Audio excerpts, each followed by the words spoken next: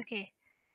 Assalamualaikum warahmatullahi wabarakatuh dan selamat sejahtera kepada semua anak murid cikgu. Okey. Dan cikgu akan teruskan lagi dengan perkongsian berkaitan dengan misi dan objektif, dan hari ini kita nak sasarkan, nak bincangkan berkaitan dengan 2.1.3, bagaimana nak mengaplikasikan ciri-ciri objektif perniagaan dalam menterjemahkan kejayaan sesebuah perniagaan. Okay, yang ini kita dah settle, kita dah discuss pasal nota. Okay, kita dah discuss berkaitan dengan ciri-ciri objektif. Okay, dan kita teruskan lagi dengan latihan kita untuk menjawab soalan esei. Okay, so kita pergi pada soalan esei. Okay. Okay, ni soalan esei. Soalan esei, kalau kamu perhatikan, okay, sekejap sebelum tu cikgu nak beritahu ini soalan SPM tahun lepas. Okay, okay, SPM 2019. Cuma cikgu nak beritahu sebelum ni, kalau kita tengok soalan kan, okay, yang membezakan soalan tu antara bahagian A, bahagian B dan juga bahagian C, kita tengok soalan tu adakah dia berkaitan antara satu sama lain. Okay, kalau soalan bahagian B dan juga soalan bahagian C, of course lah, dia adalah soalan yang saling berkait dengan soalan. Bermaksud kalau soalan tu soalan nombor 9A, bermaksud 9A, soalan induknya tu, A-nya tu adalah soalan berturutan dengan soalan B. Maknanya konsep yang hampir sama. Okey. Maknanya dia berkaitan dengan soalan yang utama tu. Okey. Kalau soalan yang ini yang ditunjukkan oleh cikgu ni adalah soalan bahagian A. Okey, soalan bahagian A. Okey. Jadi soalan bahagian A selalunya 10 markah, soalan pendek. Okey, 10 markah. Dan soalan A ataupun dengan soalan yang berikutnya adalah tidak berkaitan. Okey. Kalau dekat sini ditunjukkan bahawa soalan ni 4 markah dan tak ada soalan yang seterusnya lah. Okey. Okey, kita teruskan dengan soalan. Okey, maklumat berikut berkaitan dengan objektif perniagaan syarikat Alam Sdn Bhd. Okey, dekat tajuk dia ni ataupun dekat pernyataan dia tu, dia dah beritahu dah dekat kamu.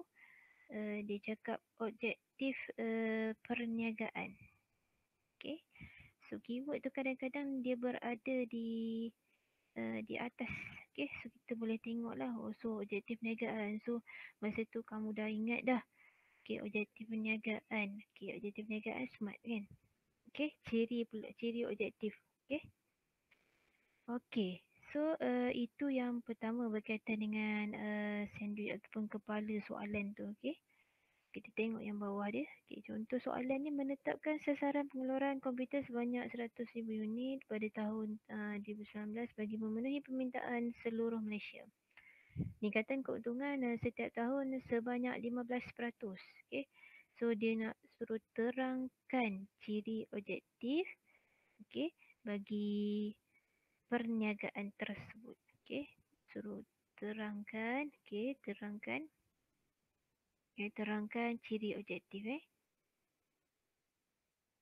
Terangkan ciri objektif. So, pertama sekali bila kamu tengok soalan macam ni, okay, tengok dia punya kepala soalan, kemudian kendak soalan tersebut. Okay, yang diperhatikan di bawah ni adalah berkaitan dengan ciri objektif perniagaan tersebut. Jadi dalam kepala kamu bila kata pasal ciri, okay, ciri objektif, okay, so kamu dah tahu dah. Kamu ingat yang 5 tekan SMART. Okay, smart. Okay. Okay. Itu yang patut ada dalam kepala kamu. Okay, so 4 markah disuruh terangkan ciri objektif perniagaan tersebut. 4 markah. Okay, so kita pun pertama sekali kita buat kepala jawapan. Okay, kepala jawapan. So kita pun tulis ciri objektif perniagaan tersebut ialah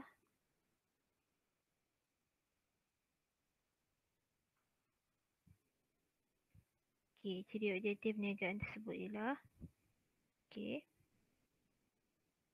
kita dah tahu tadi bahawa ciri objektif tu ada 5. Tetapi apa yang kita nak kaitkan dekat sini adalah berkaitan dengan soalan. Tak boleh kita, memang betul kita hafal fakta berkaitan dengan ciri objektif tu.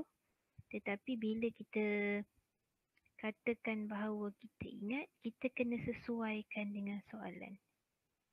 Kehendak soalan kita tak boleh pakai tulis saja. Habis semua kamu tulis specific, measurable, attainable, reasonable, time frame lah, tak boleh. Betul lah, boleh lah. Sebagai asas ni memang boleh lah, betul lah.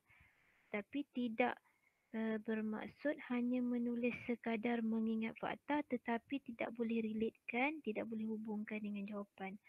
Tu salah lah. Jadi kena, yang paling penting adalah macam mana kamu nak sesuaikan.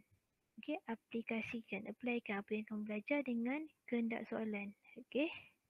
So yang pertama kita pun jawablah. So dia kata 4 kan, ciri objektif 4 markah, tapi dia tak nak semua fakta tersebut. Dia nak suruh kamu terangkan. So sesuaikan soalan tu dengan jawapan kamu.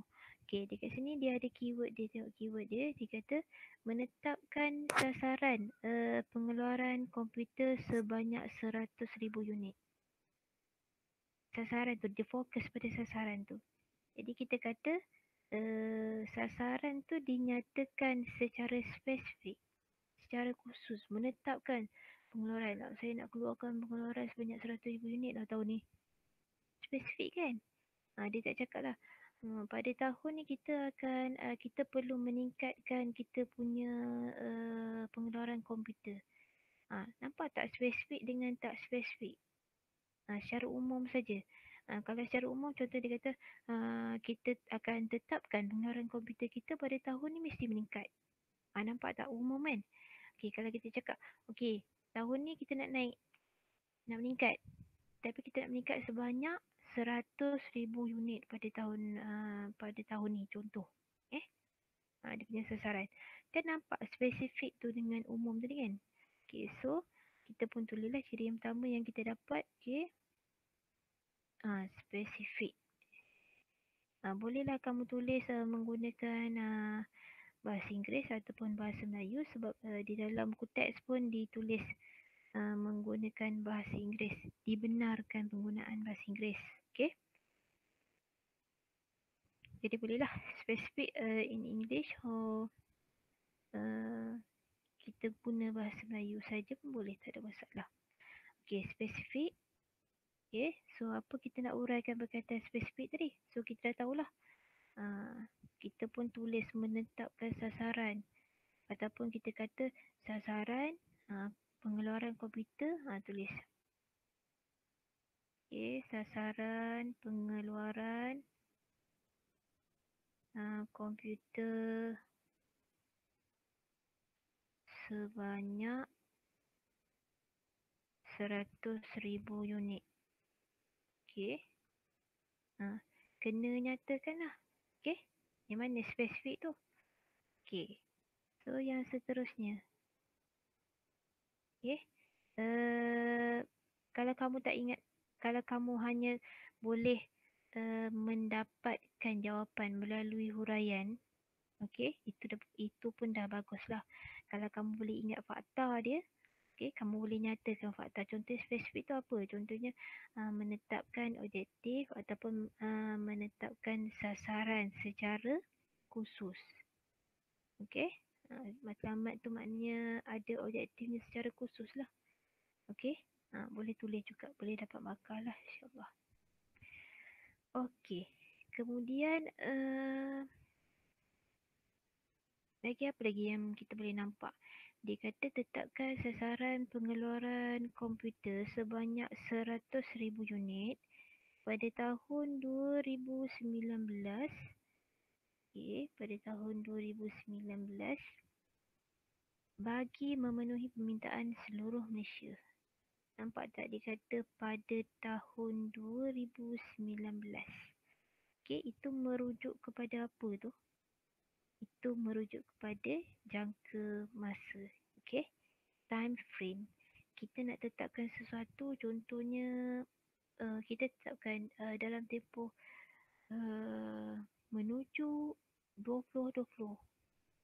Kita nak pastikan perniagaan kita maju. Okey, ada sasaran kan? Contohnya ni tahun 2018. Okey, menjelang 2020 kita punya company mesti ada cawangan lebih daripada satu. Contoh lebih daripada satu. So, sasaran lah. Sasaran time frame kita. Okey, kita punya penetapan masa tu. Okey, menggunakan kita punya sumber yang ada. Okey, contohnya kalau kita kata pada tahun 2019 tu pun dah merujuk kepada time frame lah. Okey, masa. Okey, contohnya kalau kita kata time frame dia kata pada tahun 2019 tu maknanya dalam jangka masa setahun. Okey. So kita pun apa lagi? Boleh lah tuliskan. Okey. Kita pun tulis jangka masa. Okey, ataupun time frame pun boleh juga, tak ada masalah. Okey, so maksudnya dia punya dalam tempoh masa yang ditetapkan tu untuk capai objektif lah. So sekarang ni dia katakan dalam tempoh dalam jangka masa berapa? Contohlah kamu katakan dalam tempoh masa setahun. Okey. Objektif yang hendak dicapai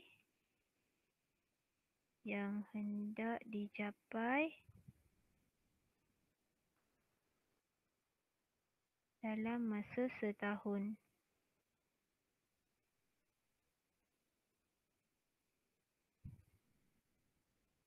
Okey. Ni jauh sikit. Okey. Setahun je lah. Kalau 2 tahun lah tulis kat situ. Okey. Maknanya dia ada penetapan dalam tempoh masa tu. Okey. Okey. Contohlah kamu tak ada contohnya kamu ada idea lain, kamu nak tulis, nak tambah. Okey, masa ada lagi, so kamu boleh fikirkan jawapan yang lain, tak ada masalah. Okey, kalau kamu tambah 3 sekalipun, okey, mana tahu itu backup kamu kan. Okey. So kamu boleh tulis lagi. Contohnya dekat sini dia kata peningkatan keuntungan setiap tahun sebanyak 15%. Nampak tak dia punya sasaran dia tu? Nampak tak dia dapat ukur setiap tahun sebanyak 15%. 15% tu adalah dalam bentuk kuantitatif kan? Okey. So maksudnya dekat sini kita boleh jawab juga satu lagi jawapan. Okey, jawapan tambahan. Contohnya kita kata sebab dia boleh diukur 15% tu ada dia punya kuantiti dia tu. Okey. Maknanya dia kata peningkatan keuntungan setiap tahun sebanyak 15% dijangkakan. Okey. Jadi dia ada maknanya ada perbandingan. Dia kata setiap tahun sebanyak 15%. Maksudnya sebelum tahun ni pun dah meningkat 15%. Okey. Jadi dia nak lepas ni 15% lagi. So maknanya dia dah buat perbandingan kat situ. Dia boleh diukur tu, ada pengukuran dari segi kuantitatif tu. Okey, jadi kita pun tulislah boleh diukur. Okey. Boleh diukur. Okay, boleh diukur macam mana? Okey, jadi kita tambahlah contohnya kita kata untung meningkat. Okey. Untung meningkat sebanyak 15% setahun. Okey, setiap tahun. Okey. keuntungan meningkat sebanyak 15% setiap tahun. Okay, dia ada dia punya perbandingan dia. Okay, perbandingan maknanya setiap tahun tu, okay, dia ada perbandingan antara tahun sebelum tahun selepas. Okay, dan dia diukur secara kuantitatif. Okay, so kalau dekat sini maknanya okay, kita pun dapat satu lah ni. Okay, spesifik. Okay, sasaran pengeluaran. Okay, dapat satu. Masa dapat satu. Okay. Huraian kamu tepat dapat satu. Okay. Jadi ukur dapat satu. So kalau contohnya kat sini, dia kata 4 markah.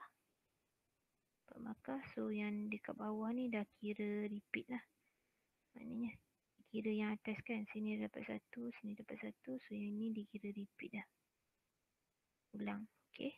So dia dapat 4 markah. So itu saja untuk perbincangan hari ni. Okay, semoga dapat manfaat bersama dengan anak murid perniagaan. Okay, terima kasih. InsyaAllah kita jumpa lagi. Okay, bye. Assalamualaikum.